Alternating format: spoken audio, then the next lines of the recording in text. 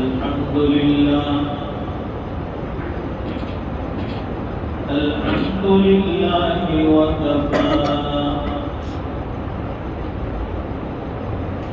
وسلام على عباده الذين اصطفى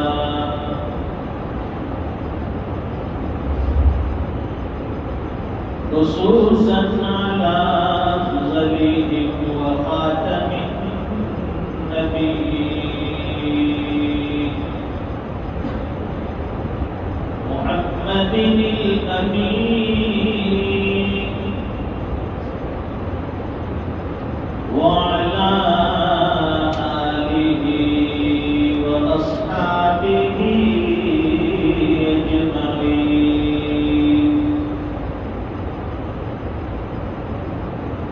أما بعد فأعوذ بالله من الشيطان الرجيم.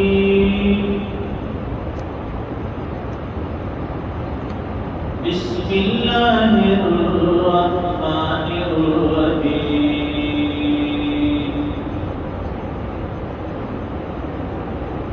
ولمن خاف مقام ربه جنتان فبأي آلاء ربكما تكذبان. صدق الله العظيم. اللهم صل على سيدنا ومولانا محمد وعلى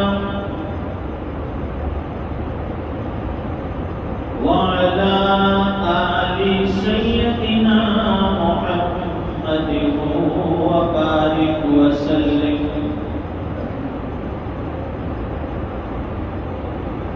بزرگوں اور دینی بھائیوں،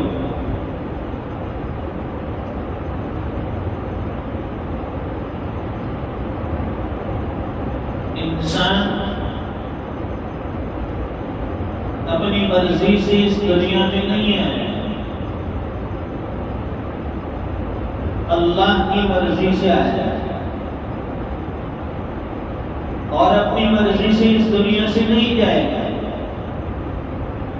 بلکہ جب اللہ کا حکم ہوگا تب جائے گا.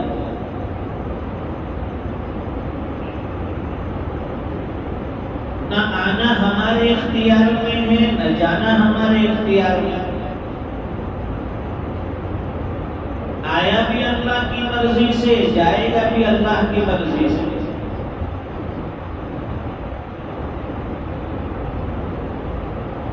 جب آنا اور جانا اللہ کے حکم سے ہوگا، اللہ کی مرضی سے ہوگا، تو کتنا اچھا ہوتا اگر انسان اپنی زندگی بھی اللہ کی مرضی والی گزار جائے.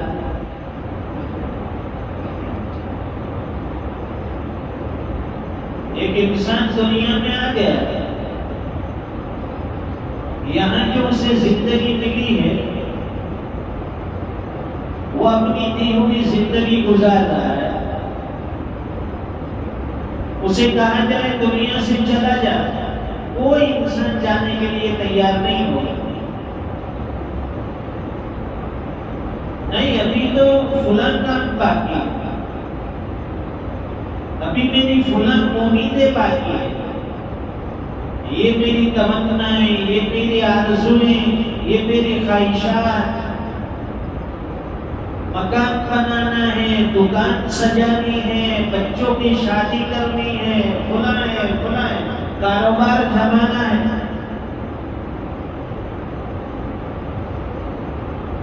سب چیزوں سے فارغ ہو جائے گا، پھر اس سے پوچھا جائے کہ اب چلو، پھر بھی وہ نہ کہے گا. جب ساری زندگی تو محنت کی، آخری زندگی کچھ آرام کی بھی لے لینے تو تھوڑی سی زندگی آرام بھی کر لو. دنیا میں اللہ نے آرام کے لیے نہیں بھیجا، کھانے کمانے کے لیے نہیں بھیجا، بلکہ اپنی آخرت بنانے کے لیے بھیجا ہے. اپنی جنت کو سنوارنے کے لیے اللہ نے بھیجا ہے۔ قرآن کریم میں اللہ فرماتے ہیں وَمَا خَلَقْتُ الْجِنَّ وَالْإِنسَ إِلَّا لِيَعْبُدُونِ۔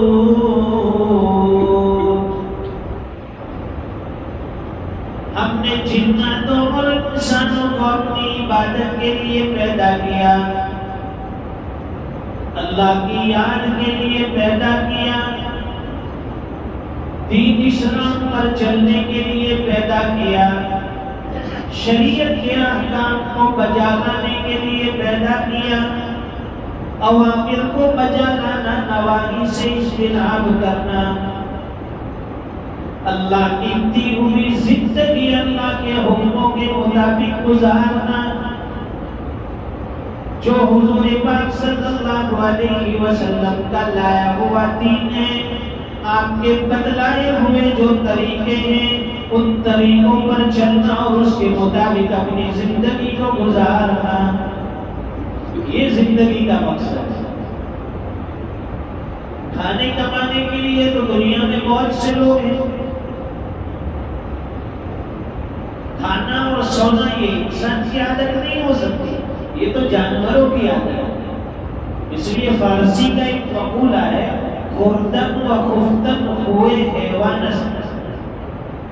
کھانا اور سونا یہ تو جانوروں کی عادت ہے، انسان کسے کہتے ہیں؟ انسان وہ ہے جس میں ابدیت ہو، انسان وہ ہے جس میں حکم کی بجا آوری ہو، انسان وہ ہے جو اپنے رب کا فرما بردار ہو، انسان وہ ہے جو نمازوں کا پابند ہو، انسان اسے کہتے ہیں جو شریعت پر چلنے والا ہو، انسان اسے کہتے ہیں جو اللہ کے حکم کے سامنے سر تسلیم خم کرنے والا ہو، اسے انسان کہتے ہیں۔ دنیا میں آئے ہیں، زندگی میں اتار چڑھاؤ بھی ہوتا ہے، لیکن فرماتے ہیں کہ زندگی ایک ہی نہج پر گزارو، حالات کیسے بھی آ جائے۔ زندگی میں نشے کو فراز آئے گا، اتار چڑھاؤ آئے گا، اچھے برے دن آئیں گے، اچھے برے وقت آئیں گے، حالات کبھی استوار سازگار، کبھی حالات ناسازگار۔ لیکن ہم لوگ کیا کرتے ہیں کہ اچھے حالات ہوتے ہیں اللہ کو بھول جاتے ہیں، مسجدوں میں آنا بند کر دیتے ہیں، اللہ کے سامنے مانگنا چھوڑ دیتے ہیں۔ جب حالات بگڑتے ہیں تب ہمیں مسجد یاد آتی ہے، جب حالات خراب ہوتے ہیں تب اللہ کی یاد آتی ہے، نمازوں کی طرف دوڑتے ہیں۔ جب حالات بگڑتے ہیں اللہ کے سامنے آموزاری کرتے ہیں، دعاؤں میں لگ جاتے ہیں، عبادتوں میں لگ جاتے ہیں، اللہ کی یاد میں لگ جاتے ہیں، تو کیا حالات کے آنے پر ہم اللہ کو یاد کریں گے؟ حالات کے چلے جانے پر اللہ کو بھول جائیں گے؟ یہ سچے اور پکے مومن کی پہچان نہیں۔ سچا اور پکا مومن وہ ہے ہر حال میں اللہ کے سامنے جھک جانے والا ہو، ہر حال میں اللہ کی طرف رجوع کرنے والا ہو، ہر حال میں اللہ کے سامنے سجدہ ریز ہونے والا ہو، ہر حال میں اللہ سے مانگنے والا ہو، رونے دھونے والا ہو، وہ سچا مومن ہے۔ ذرا حالات ڈگمگائے آدمی پلٹ جاتا ہے، بدل جاتا ہے۔ پیسے کی مال و دولت کی ریل فیل ہو گئی، اللہ کو بھول جاتا ہے، شریعت کے احکام بھول بیٹھتا ہے۔ قرآن کریم کی جو آیت تلاوت کی، اللہ فرماتے ہیں وَلِمَنْ خَافَ مَقَامَ رَبِّهِ جَنَّتَانِ، جو اللہ کے سامنے کھڑے ہونے سے ڈر گیا، جو گناہ کرنے سے بچ گیا، جو نافرمانی سے بچ گیا، اللہ کے سامنے جواب دے ہونے سے بچ گیا، اپنی زندگی کا حساب دینے سے ڈر گیا۔ وَلِمَنْ خَافَ مَقَامَ رَبِّهِ جَنَّتَانِ، جو اللہ کے حکم سے ڈر گیا، اللہ کی یادوں سے ڈر گیا، اللہ کے سامنے کھڑے ہونے سے ڈر گیا، حساب کتاب سے ڈر گیا، اس کے لیے دو جنت، ڈبل جنت۔ سب کو نہیں، اس کو مفسرین نے اس آیت کی تفسیر کرتے ہوئے لکھا ہے کہ ایک بندہ گناہ کرنے پر قادر ہے، اسے کوئی روکنے والا نہیں، اسے کوئی ٹوکنے والا نہیں، اسے کوئی ڈرانے والا نہیں، اسے کوئی دھمکانے والا نہیں، اس پر کسی کا اختیار نہیں، اسے کوئی پہچاننے والا نہیں، اس کے دل میں کسی کا خوف نہیں، گناہ کرنے پر قادر، رشوت مل رہی ہے بڑی رقم، لیکن اللہ کے خوف سے ڈر گیا کہ رشوت یہ حرام ہے، میرا اللہ مجھے دیکھ رہا ہے، نہیں دوں گا، چھوڑ۔ رات کی تنہائی میں گناہ کی دعوت مل رہی ہے، جوانی بھی ہے، تقاضا بھی ہے، موقع بھی ہے، لیکن اللہ کے حکم کی وجہ سے، اللہ کے سامنے جواب دہ ہونے کی وجہ سے ڈر گیا